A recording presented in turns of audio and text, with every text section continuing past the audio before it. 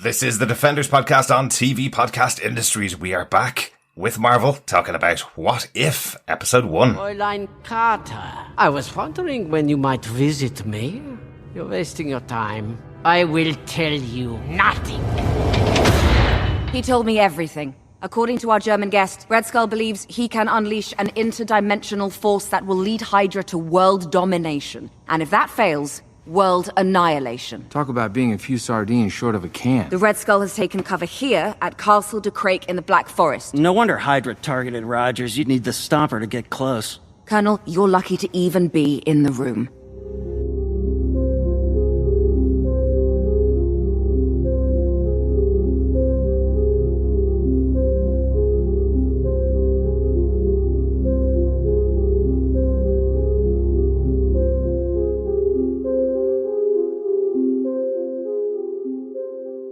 Welcome back, fellow Defenders, to the Defenders podcast on TV Podcast Industries. We are back with Marvel, and we're talking animated shows this time with What If, Episode 1.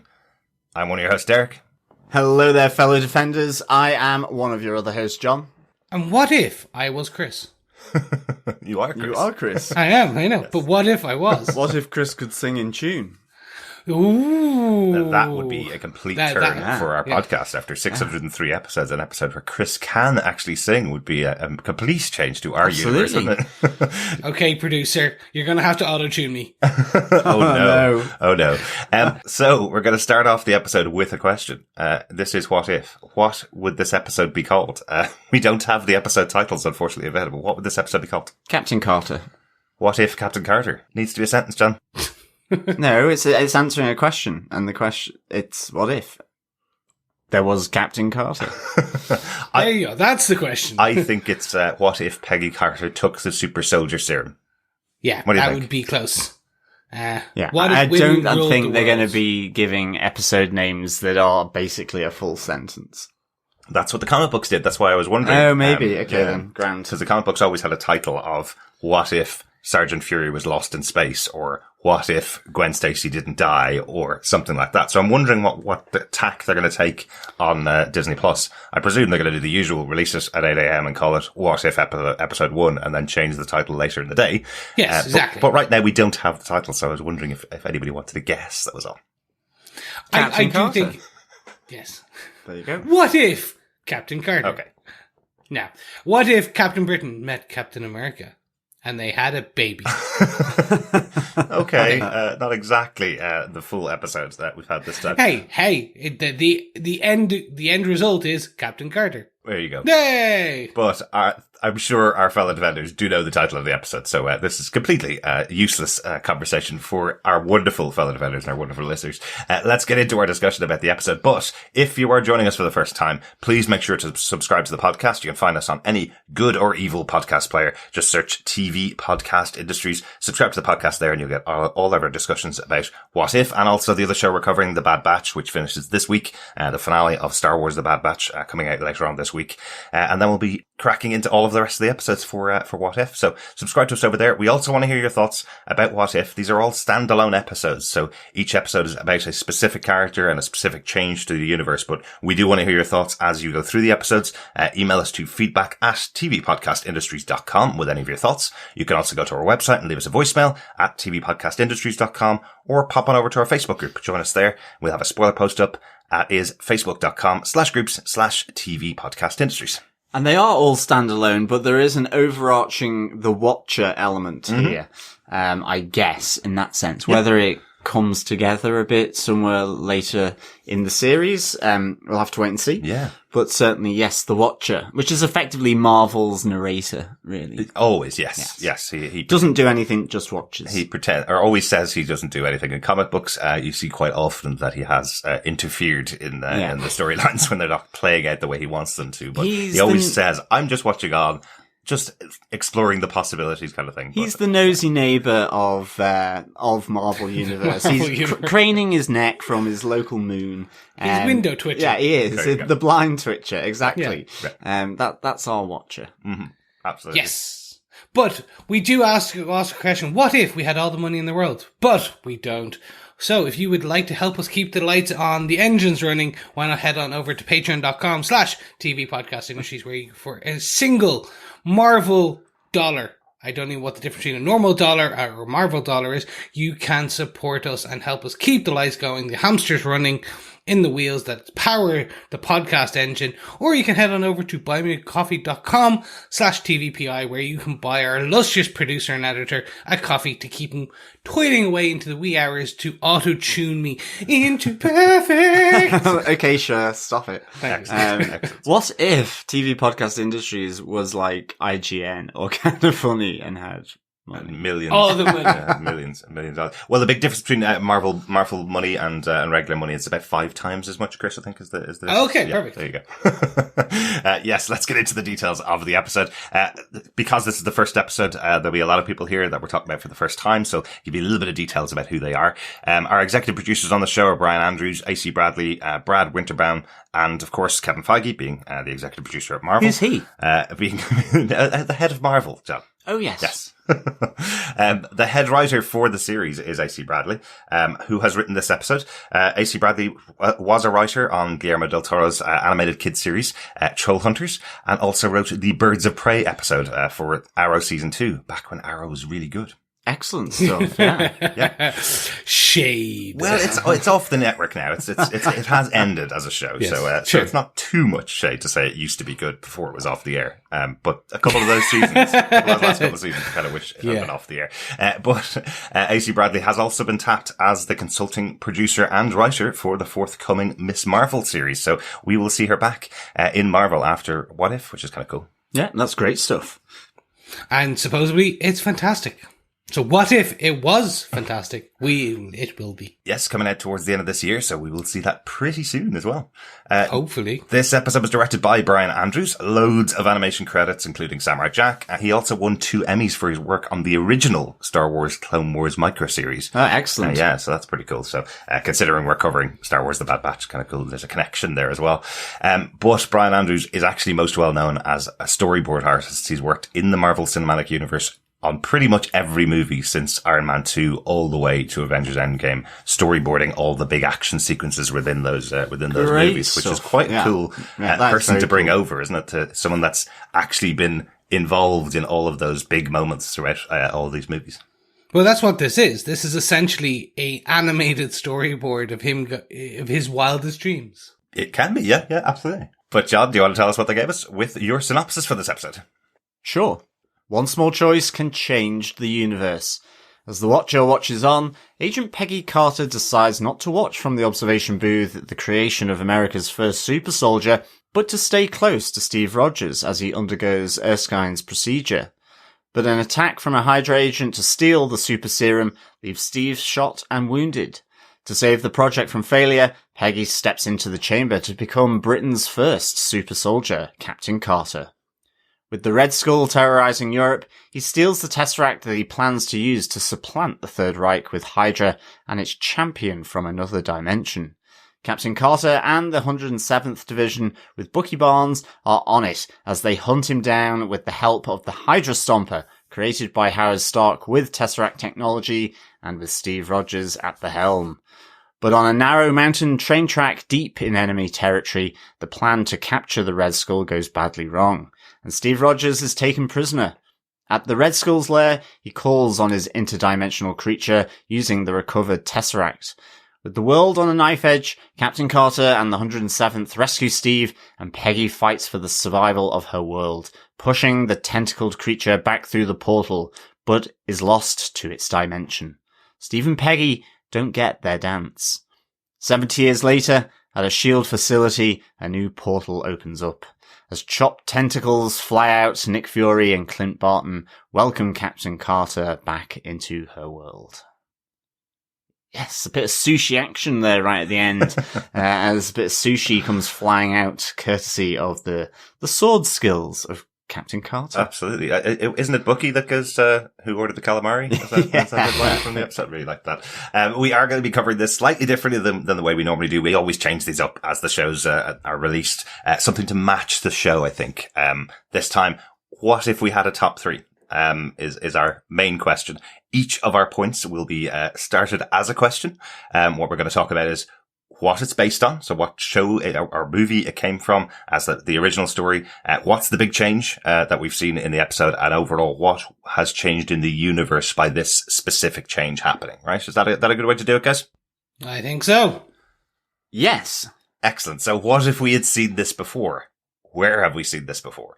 This entire story really is taken from Captain America, the First Avenger, really from start to finish. There's not a huge amount more. The one other element that's added to it is a short, a one-shot, which was the original Agent Carter one-shot, the story of how she went on and lived her life after Steve Rogers ended off going on ice and ending off in the future. So that's the only other element that I think has been added to it from the other movies, right? Yeah, absolutely. And no reference to the Agent Carter series, which is, I guess makes sense because they don't really, that in a sense never happened in this universe.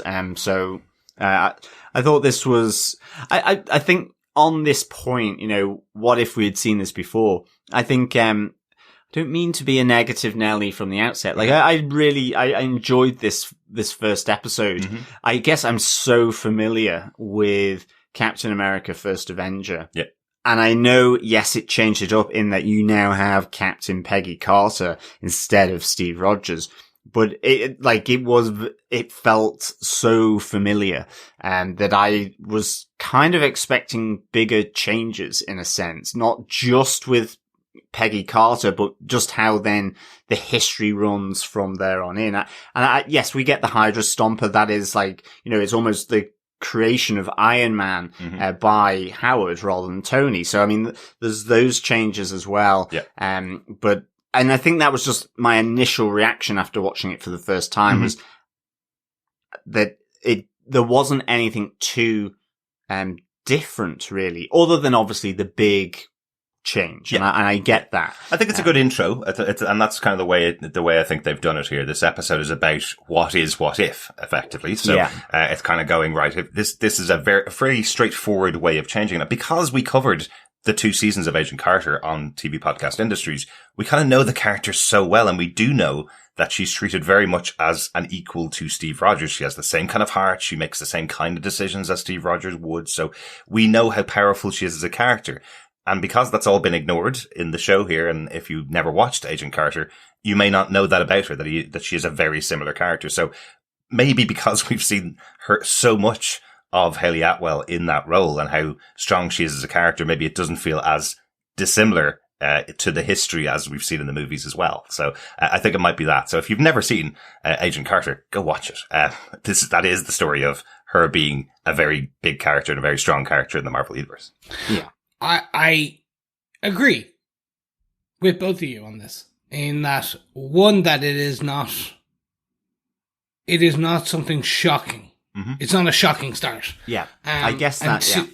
And two, it's if you've seen Agent Carter, you're like, oh, I already know this character's ins and outs, but they're trying to tell it very quickly in a short period of time. Mm-hmm. It is done, in my opinion, because no one else knows what a what if is. Yeah. Like, this is for the wider audience. Yeah. If you went straight in and did the what if Spider-Man became the Punisher, you have so much catching up to do for the wider universe, wider understanding of the audience. They're like, oh, okay, hold on, like, I don't get it. So by keeping it somewhat self-contained, more in lockstep of that it is just the first Avenger, but with a significant change. Yeah. One small change. And so you're able to pretty much ease the audience into this understanding of that, hey, look, what if we zigged instead of zagged? Yay, I got that in there. Yay! But yeah, like, what if we zigged instead of zagged? Yeah. And essentially that one small change, what happens? So, and also everyone who's already seen the Captain America First Avenger knows a lot of the scenes. Yeah. Yeah. So there's a lot of fun things, like the train scene. I thought I knew what was going to happen. And then at the end of it, I was like, oh, cool. They're going with that Winter Soldier.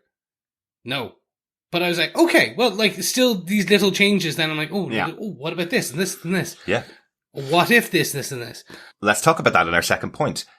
What is it that's changed? Our second point this time is what if Peggy Carter took the super soldier serum? So the specific change, which I really like in this, is so small, but changes the entire universe. It's effectively a question comes from Dr. Erskine. Would you like to go upstairs and watch from the balcony? And Peggy says no. She says she's going to stay beside Steve. And because she does, most everybody else stays in the same room, which leads to the Hydra agent who is about to attack and destroy the super soldier program. He changes his mind and does it at a slightly different time, effectively. So yeah, and the bomb is in a different place. Exactly. We had a quick look at that opening scene in Captain America: First Avengers, and weirdly, I was trying to wonder why in the movie the Hydra agent put the bomb in the observation booth, whether it was just to kill all the assembled people there, and so on. Whereas in this case, then the Hydra agent's bomb is in this big room where Steve Rogers is about to get into that chamber and have all the injections and so on. And so the explosion takes place with all the equipment in place. Yeah. And basically taking out, I guess, a lot of the people assembled there to watch it. So like that small choice, has, dare I say it, explosive consequences here. And I thought that was really good. And I liked as well how you had the other little small changes through this whole episode. Like on the train, as you mentioned, Chris, where, you know, Bucky is effectively doesn't fall and plunge into the valley from the train. It's Steve in a different guise in the Hydra Stomper effectively being captured here. And that those kind of little changes, you know, as well with the Tesseract being recovered by the SSR and the US, and that being used to effectively create the first Iron Man suit here. So that, and in the different situations. So there's the big change with Peggy. And I thought that was really cool. I loved her interaction with Howard. It really felt, like the movie. I thought that was really good. And I think just having Hayley Atwell, and Dominic Cooper back doing that, it felt really natural. It felt like the movie. Reprising their roles from Agent Carter on the TV show as well. And reprising the roles from Agent Carter. So I really did like, all of that. And one other change that I noticed in this scene as well, that's a little bit of a blink and you miss it change, is that Colonel Phillips, who was played in the movies by Tommy Lee Jones, is shot and killed at this moment, which means somebody else takes over the SSR. The relationship in the movie between Tommy Lee Jones's character and Hayley Atwell's character, they were very close. He had a lot of respect for her because he'd seen her grow up effectively in the army and work side by side with him. Whereas because he's killed, we have a completely different leader of the SSR, Captain Flynn, who has no respect for Carter here. He doesn't even want her to take on the powers. He actually would be willing to give up on the whole program if a woman takes on the leadership role here and takes on the role of the super soldier. You hear him say, shut the program down. Later on, he gives out about her and said that she's been insubordinate by jumping into this position and taking over from Steve Rogers. So, I thought that was quite interesting. That's quite a significant change. And it's kind of a blink and you miss it moment. Yeah. And it also just allows, I guess, the change in motivation, because you know, in a sense, Colonel Flynn represents that 1930s misogyny element here, I guess. And that where, you know, there's a change in the hierarchy, you know, because you could go, well, what if it was Bucky Barnes and Dum Dum Dugan who said, well, I'm not following, a woman into battle. So they're never on the train, for example. But of course, that would be a little bit too much probably for Marvel to do that. So they have that whole element here, with, Colonel Flynn. Yeah. Yeah. For me, it's the butterfly effect, where essentially, the one beat of the butterfly wings exponentially starts changing, another beat, another beat, another beat, another beat. Chaos theory. Chaos. Yeah, exactly. That it's this it's this one small change then has this huge ripple effect. And we start seeing those changes and changes. So I do want to call out quickly, like, Captain Carter is from the comic books. It was from The Exiles, which was this multiversal kind of hopping comic book series, which was absolutely fantastic. But she was from that. And it's quite similar, but slightly different. This very much more follows the MCU Captain America origin, essentially. That. So when you start adding that, and it's like, it's interesting. It is, from a writing perspective, it's that fun exercise I think they've done, which is, okay, well, these are all the key beats and things that happen in Captain America First Avenger. Yeah. If we made this one small change at the beginning, how would that theoretically affect this part, then this part? Like the bail bonds, when the Stark basically gives Carter her suit. He was like, this was made for you for the tour that you would have gone on to sell bonds. But with some upgrades. And that's the joke that happens. That's what happens in First Avenger. Yeah. Like, Steve goes on that tour. Yeah. All these fun little tweaks and changes and things like that. I have to say, one of the best aspects of this, and the best scenes, if you want to call it for me, was the scene in Berlin, where she takes down the convoy to first get the Tesseract, and it's her taking control of her destiny. And it is very much a Agent Carter thing to do. She was told no, and then is very much, well, I'm going to do it anyway, and gets given the tools, and then, but it's that excitement that you can hear in her voice. It's great, isn't it? Yeah. It's like, oh my God, oh, this is fantastic. Yeah. And this is Haley Atwell. Amazing. What does she say? She says, where have you been all my life? As she's using the shield to sort of, crunch up the Nazi troopers and explode the motorbikes and all that. I thought that was really, really good. And, she looked really good in the suit as well. I thought the suit was really, really good with the shield. They didn't make her too buff. No. It wasn't this kind of Titania or kind of some of those other female comic book characters that look like a swimsuit model, but like really big and tall, like 7 foot, and like they made this much more realistic. I think she looked a little bit like Jennifer Walters, She-Hulk. Yes, I think that was the look that I saw in the style of art. So that was really cool. I absolutely loved her flipping trucks over her head using the shield. I thought that was really awesome looking. Yeah. And yes, taking out the gigantic Nazi who was walking towards her by just snapping him in the leg and punching him in the stomach was cool. That was really good. Which is potentially some of the most violent we've seen in some of the Marvel Cinematic Universe. She literally punches his kneecap backwards. Yeah. And we see it. Yeah. And there's a crunch. Yeah. And I was like, bar the bone sticking out and a bit of blood, that would have been the most violent, gory scene aspect we've ever seen in the MCU. Do you know what I loved about this, really? I even said it while we were watching the episode. All the way through these last 20-odd movies, it's gone progressively more towards robots, aliens, as our enemies. Pretty much always, it's robots and aliens that they're killing over and over again.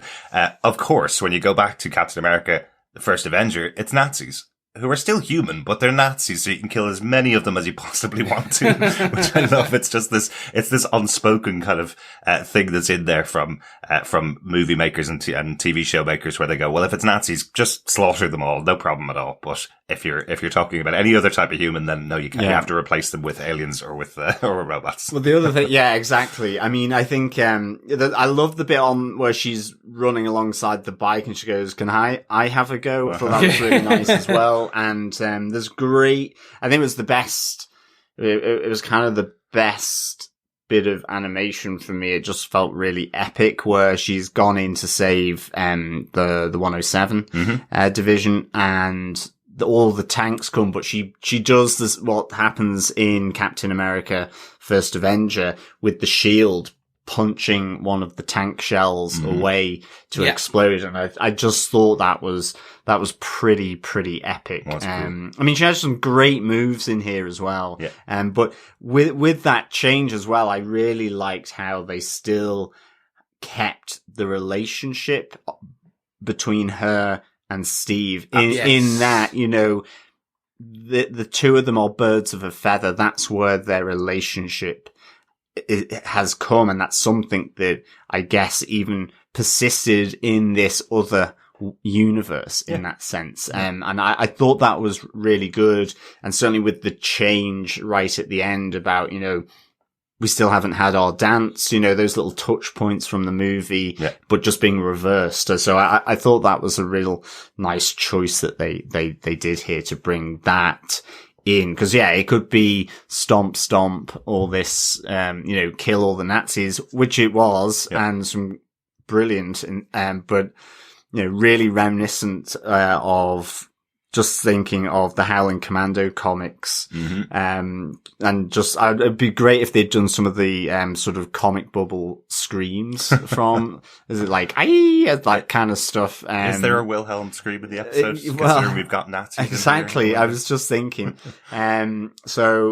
But I like that they kept that kind of close personal element between Steve and Peggy as well. But it is really important to Captain America fans and Peggy Carter fans. It's really important that their love story it kind of bookends the universe, really. You know, the first Avenger is one of the earliest in the timeline of movies, obviously being set in the 30s.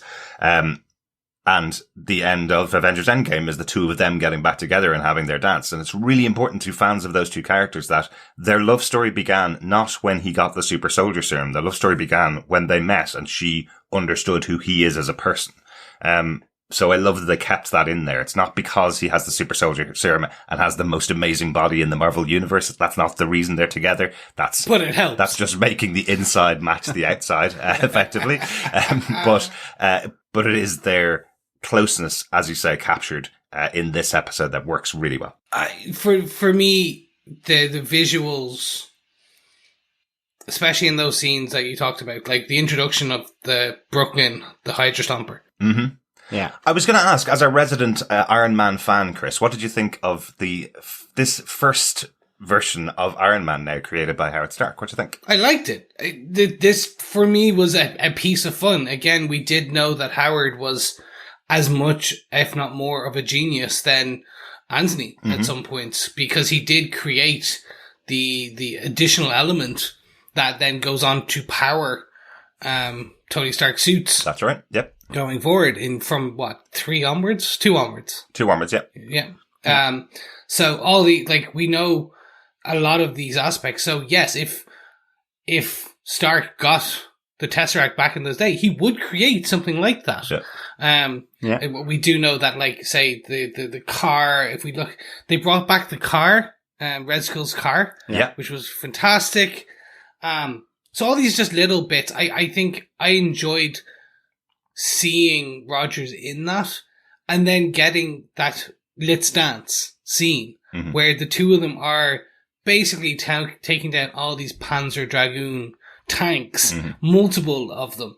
And it's just, this was what got me. It was the choice, and it's something I suppose you do have to, it's because of the director being a storyboard artist. You could pause a lot of these episodes, and they are cinematic in scope. The actual, the still itself. And it's always well framed and things like that. Whereas sometimes, say, in a more live action, you're going to have transition scenes and things like that they need to fill out with and kind of set the scene. In this one, it's like looking at a moving picture. Okay. But essentially, it was that you could almost GIF some of these, and it would just be beautiful. Like the scene of when you're looking down as Peggy Carter on Berlin at the convoy. That looks like almost like a Picasso Starry Night type feel, with the dark blues and hues with the yellow dots. Like, it's just beautifully designed. Yes, so when you start adding in these, really nice. It and then is when you really add in nice. the action, which looks at points like something out of a Japanese anime. It's high intensity octane with essentially fast cuts, but while keeping the character centered, the stage. So what you'll see in a lot of the anime and stuff like that, the character themselves is the point of focus, and they stay in quite center of the screen, and then the screen shifts and turns left or right in a high pace. Yeah. So you'll see that, say, for example, where Steve takes out one of the first tanks, gets shot by the tank, and then grabs it and then swings it. Yeah. He stays center. The camera moves around him as he swings. Yeah. I by the way, ladies and gentlemen, I am, as describing this, moving around my mic. Yep, and his producer's telling him to move his mouth and keep it close to the mic, because you may not be able to hear him, so, which is the most important thing for a podcast. I was like, it's all good. Now, the animation style is really, really good. It's interesting because we're covering another animated show at the moment. We're still covering Star Wars The Bad Batch, which is the best looking 3D animated show on TV. This is very different. The style of animation here is cel-shaded graphics, but it does look fantastic and does match in quite well with that style from the 40s. Exactly. The kind of propaganda posters that you would have seen. I think that's the kind of style they're going for in this episode. That's it. It definitely connects in with the time period as well.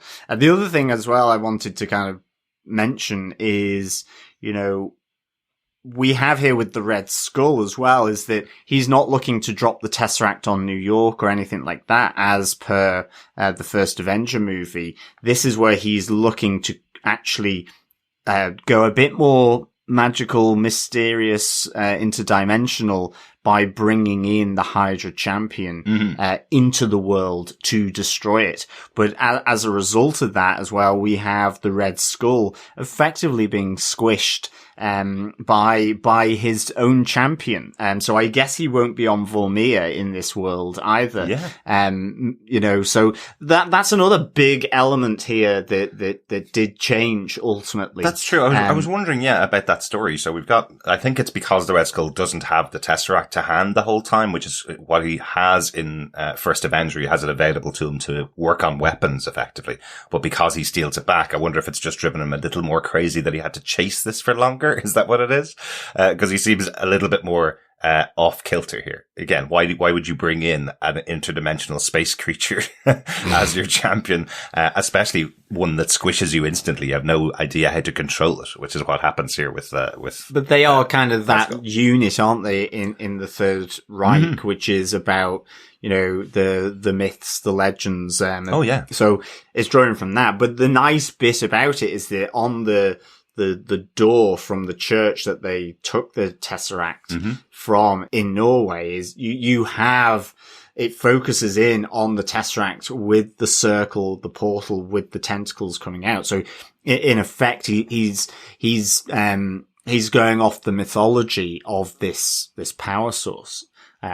That's the way I sort of read it, rather than, you see him looking at the door, analyzing it, rather than simply they're using it in a weaponized form to effectively destroy New York. It's weird. Back at the time when I watched First Avenger, I always thought that was the world tree that was on the wall, where the Tesseract was. But it does look very different in this animated show. I need to actually go back and watch the scene in First Avenger now that you're probably right. It is probably tentacles that are stretching out. The world tree is still there. I think this is a small part of that whole thing. But the camera does focus on it for a brief moment, and it shows you exactly what the Red Skull is looking to do with this interdimensional creature. I thought it was the world tree's nubbin.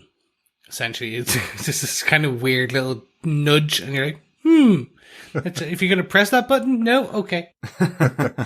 But you're right. I do really like this as well. The idea that we have Red Skull, proclaiming that he is the winner here, got the champion, and he just gets squished instantly by the Kraken coming through. I thought that was a really funny moment. Speaking of Red Skull, great to see Ross Marquand back again, doing the voice, reprising his role that he took over from Hugo Weaving. He played Red Skull on Vormir in Avengers. Great to see him back, on this show. Second animated show this year that we've had Ross Marquand on this year, Chris. We had him on Invincible as well. I know. And so, we were talking about the multiple animated shows. This is actually our third animated show. And they're all so different. Yeah, aren't they? Yeah. Just slightly. So, by the way, if you like animated, and if you like more adult animated, check out Invincible. If you like Star Wars and animated, check out Bad Batch. If you like Marvel and animated, stay right here on What If. Exactly. But again, it's something that we're going to see as we go through the rest of the series. The cast that they have returning for these shows is really good. You've already mentioned Haley Atwell and Dominic Cooper coming back to reprise their roles in the show. Also great to have an excellent moment with one of our favorite characters, Arnim Zola, Toby Jones, coming back to play his role of refusing to give up the information to Agent Carter. I will tell you nothing. He told me everything. Is hilarious. A great, and great the little Scheisse as well. Absolutely. That was good. Yeah. Really good to see that. Also, Neil McDonough coming back as Dum Dum Dugan. Some viewers may know Neil McDonough from his role on Arrow. I am a massive Nick Fury fan, as our listeners may know, and he has embodied the role of Dum Dum Dugan as he's taken it on over the years. In a couple of different times, he was in Agent Carter, Agents of S.H.I.E.L.D. as Dum Dum Dugan, obviously Captain America as well. So good to see him back on there. And one other person that reprised their role, which is the one I kind of mentioned in the setup of the episode, one other person who came back. Captain Flynn is the same actor who played the role of Captain Flynn in the Agent Carter one-shot, which I just think is really interesting that they brought the actor back to play that role again. And he plays a much bigger part here, obviously. In the Agent Carter one-shot, it is literally he shouts down the phone going, I will never let this woman be a leader of the SSR kind of thing. And that's kind of it, or a leader of S.H.I.E.L.D., I think is what he says in the one-shot. Whereas here, we have him pretty much a main character in this episode. It's kind of cool. Yeah. I have to say, the choice of who they brought back for, again, as I talked about that kind of ripple effect, I know that they also probably had to kind of go, well, who is available? And when you start looking at this, everyone is seemingly available. Absolutely. I suppose when you're Disney, you kind of go, well, we can just, here's a check, just write your amount to make sure you're available on these days. Yeah. There we go. I think it's a really interesting project as well, though. That's the kind of thing. Like it was, we remember those days back in the Agent Carter times with Dominic Cooper. He had become quite a big star in other projects that he was doing. He had a lot of work going on. I remember at the time going, I wonder whether they're going to be able to get him back for this show. In the same way as Neil McDonough, he was a big player on Arrow at the time. So whether they were going to get him back on the show, was a surprise to get him in for an episode or two effectively. Whereas now, animated show, you can kind of fit it in around people's schedules as well. So, and it's a really interesting concept, the first ever animated show from Marvel Studios. So why not? Why not come back? We won't have everybody back. We know that, for the rest of the season, but definitely in this episode, having a lot of these characters back has been really good. We do have to mention finally, the other member of cast, obviously Jeffrey Wright, as being the voiceover of Watcher for pretty much all of the episodes. He will be the person that will be guiding everybody through. How did you think he worked as the guiding voice? I just think he has a really nice, soothing, sort of comforting headspace, calm. Yeah, kind real of like, kind of. We're going to take you on a guided meditation of the You- Marvel Cinematic Universe. That's exactly it. You could be at, Disney World, and his sort of dulcet, softly spoken tones could, take you quite nicely around the different things and things to see in Disney World on the tour. So like he's perfect for this. Yeah. I really just, it was just nicely comforting, I guess. Excellent. Like it was like bedtime, it was like you were tucked up in bed and you were getting your story told to you. So, it was really nice. Perfect choice, right? So really good to see him here. Jeffrey Wright, known from Westworld, and will be the new Jim Gordon in the new Batman movie coming out next year. So I think he even has his own show coming out, the GCPD TV show on HBO Max, starring him as well. So we will be going back to Gotham, I know, for that one as well. Let's close out our points on this episode then, if that's all right. Our last point for each of our episodes, I think, is going to be, what if something big changed? So what is the big change here? We've talked about the minor change, which is Peggy staying behind and all the impacts that were there. But the big change here for this episode, and how it will impact the universe, this universe that we may never see again. Of course, we don't know how the show is actually going to pan out. So what's the big change here? Really, it's Peggy's arrival in New York at S.H.I.E.L.D. in the present day, instead of either Loki or Captain America. I couldn't really work out because the actual moment itself looks like Loki's arrival in Avengers. Definitely. And that's where Peggy arrives. Whereas Captain America's arrival in New York was right in the center of the city. But we have Nick Fury, once again played by Samuel L. Jackson, and Clint Barton, played by Jeremy Renner, standing in the room, seeing this portal open up and Captain Carter walking through. So if she gets there instead of Loki, that changes the whole of Avengers, right? Yep. Yeah. And there's no other Captain America in this world. So she is the Captain America of this world in present day now. Yeah, this was the biggest aspect of it, which is, you're right, it is essentially the Loki scene. It's the facility that's out in the desert that we see kind of Phil Coulson and Nick Fury go to at the beginning of Avengers, where that does explode as Loki steals the Tesseract and runs. So this is that. It's not in the center of New York where Captain America was revitalized, where he wakes up after being thawed out. Mm-hmm. So it's an interesting piece. The question then becomes, well, okay, does Thanos still send Loki back? And if so, how does he get there? So with the Chitauri.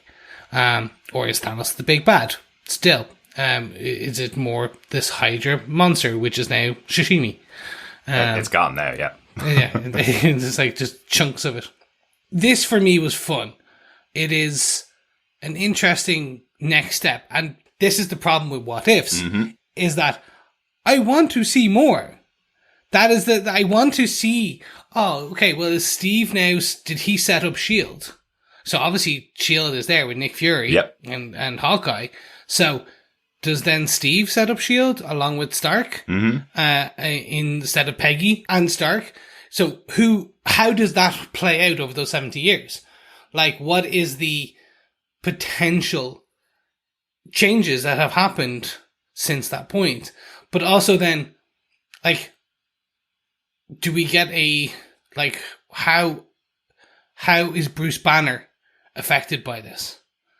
Because Bruce Banner was doing super soldier experiments for Project Rebirth, his version of Project Rebirth in the Marvel Cinematic Universe. So is there a Hulk? Or is it not Bruce Banner? Like, all these interesting, again, ripples. So it all then does come to, I want to see more, but we're not going to. And that's the kind of fun thing, isn't it? I'd love to talk to some of the writers that have worked on What If since 1977. It was very rare to have a What If story expand on beyond those one issues. So what you're really trying to accomplish with the story is, wouldn't it be cool to see what happens next? Is kind of the thing, you know, here's our What If story. Here's the changes that happen to the universe. Here's the end for what we're going to see of that, and will we come back to it in future? Well, that's the next comic series, is what's next? Question mark. Yeah. Yeah.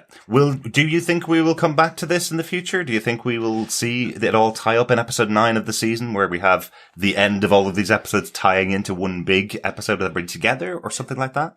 It's difficult to know because, and you know, it's trying not to sort of spoil anything about the next two shows, to be honest. But it certainly, I think it could do, but I don't know whether it will. I guess that's it. That's really all we can say at this point, that we don't know how it's going to play out. What we do know is that the shows at the moment are in isolation. The episodes themselves are about a character or a few movies and things that would change in them. Yeah. But we don't know how the series itself, whether there's going to be a story that's brought together at the end, right? Exactly. And I think, so they're in the Marvel What Ifs. There have been one or two. So there's the Exiles comic books in the comic book side that basically are essentially those alternate reality jumping, but a more cohesive storyline. Yeah. And then with Marvel Zombies, which started out essentially as a What If, but it was its own thing. But it was essentially a What If storyline. Kind of. It wasn't in the What If storylines. It was just an alternate universe story. Yes, yeah. Exactly. Sorry. It's just, okay. So in that also same vein as Paradise X, Universe X, things like that. It's a single change. It wasn't a What If canonical story. Yeah. It was a single change alternate universe. That has continued for 3-4 books, and it's this cohesive storyline that started dropping into other universes and things like that. So I can see them doing it. We know there is a season 2 being planned at the same point. So there's part of me is like, yes, I want a cohesive story where everything comes together and there is a multiversal threat that they have to grab Carter and someone and someone and someone and someone, and they all come together for the Guardians of the Multiverse. At the same time, these are fun. One shots. Essentially, these are one shots, and you don't need a more overarching cohesive story, because then you can drop in and out. It's like, oh, I'm not like, some people may not be interested in whatever episode, so they don't need to watch it. They can come back the following episode. Exactly. Yeah. We strongly suggest that's the case, but anyway. Absolutely. Or they might come back next season and have the continuing adventures of Agent Carter or Captain Carter now in present day. Well, on that note, do you guys defend the episode? What did you think of it overall? John, do you defend the first episode of What If? Yeah, I do defend this episode. I'd give it 3.5 blue buttons out of 5. I think I thought this was really nice. I love seeing Agent Carter sort of become this super soldier. Mm-hmm. I loved that they kept those intimate moments between her and Steve. I thought the animation was great. I like the subtle little changes throughout the story as well. And I think sort of after, discussing it here, I think there's more changes than maybe on initial viewing I thought there was. Right. So, but it certainly does keep tightly to the same overarching story ultimately. Yeah. It doesn't really diverge too much in terms of ultimately where we end up. It's just that it's Peggy arriving in the SHIELD facility rather than Loki, and Captain America as we know it from the first Avengers isn't frozen in the Arctic. So it has those really nice little subtle changes. It was great just seeing the animation. I thought Howard Stark was great in this as well, and the banter with Peggy Carter. The suit looked really cool here, and I do defend this episode of What If. Excellent. How about yourself, Chris? 100% defend it. Yeah. Now I'm gonna jump the goat or anything like that. It asks a simple question and gives a simple answer, gives a detailed answer. And I think that's going to be the fun aspect of this, where you can potentially build these fantastic, fun, multiversal questions and not have it ruin upcoming movies, and you can explore these fun aspects. And if they keep giving us animation like this and direction like this and writing like this, give me another 3 seasons, right? Based on this singular episode. Again, we will see how the season plays out. Exactly. Maybe it falls apart. Maybe this is the strongest. I don't think so. Again, it is Marvel, and it is the same as WandaVision and Loki and Falcon and the Winter Soldier. This is a Marvel MCU product, so it's going to be well written, well thought out, and more than likely have some fantastic, overarching, all connected storyline. Maybe. We will see. Yeah. I love the idea of maybe Sylvie just appearing at the end of an episode to drag these people in and out of their times. It would be fantastic. Cool. But speaking of that, then what do you think? Do you defend? I really enjoyed this. I'm a big fan of Captain America, as everybody knows. The 3 movies are probably in my top 5 of all of the Marvel movies. So I really enjoyed this. But to John's point, right at the beginning of this episode, I've seen Captain America First Avengers so often. I've watched it a lot. That's probably why he's seen it a lot. I've watched it a lot, so I know all of the beats of it. And I think what's probably most interesting about this episode is it's a right episode to choose for the start of What If. But it doesn't mean it's the best example of What If can deliver. The reason why I think it's the best is because it's a reasonably minor change. Peggy Carter is a very similar character to Steve Rogers in the fact that she leads with her heart and her head. She's a very strong character. And if thrust into this position like Steve Rogers was, she'd make similar decisions. She would be headstrong. She would be the kind of person that you could depend on to lead a whole team. She's very similar. So therefore, the change actually doesn't change a huge amount about the universe.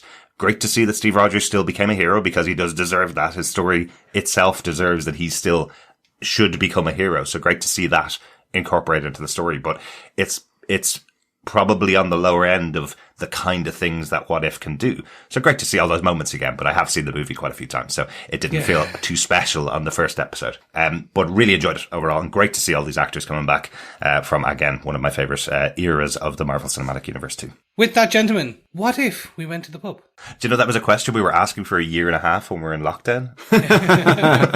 What if we just went to the pub and waited for this all to blow up? Exactly. I couldn't even do that. Isn't that terrible?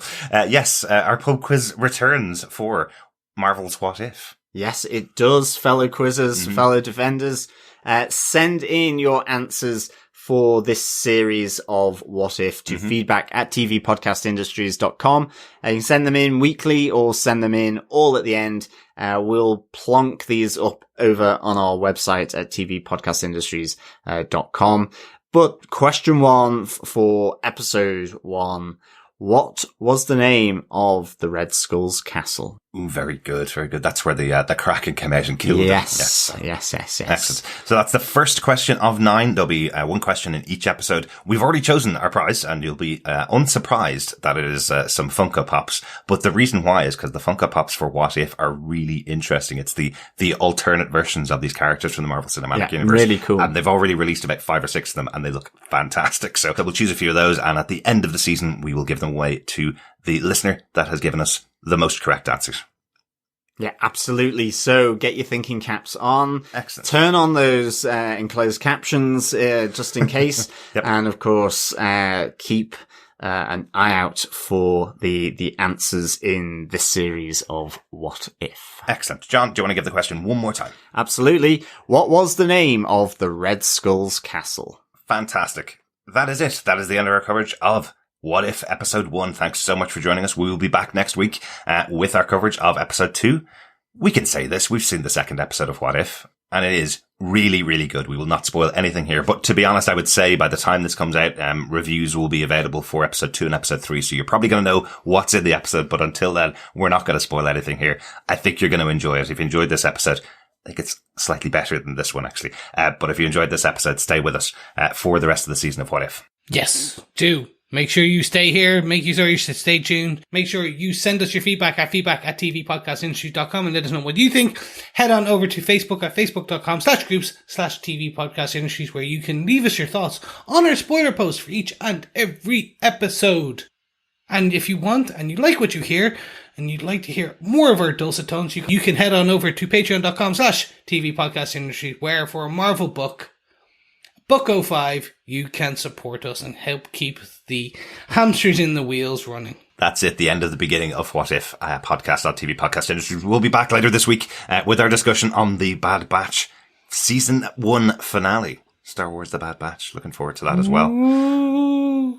And we'll be back, of course, next week with episode 2. Thank you. Thank you so much, and we'll speak to you again soon. Yeah, thanks so much, fellow defenders, for joining us. As always, it's great chit-chatting about these shows. But just remember, keep watching like the watcher, keep listening like the listener, if one exists, and of course, keep defending like a defender. Bye. Bye. Bye.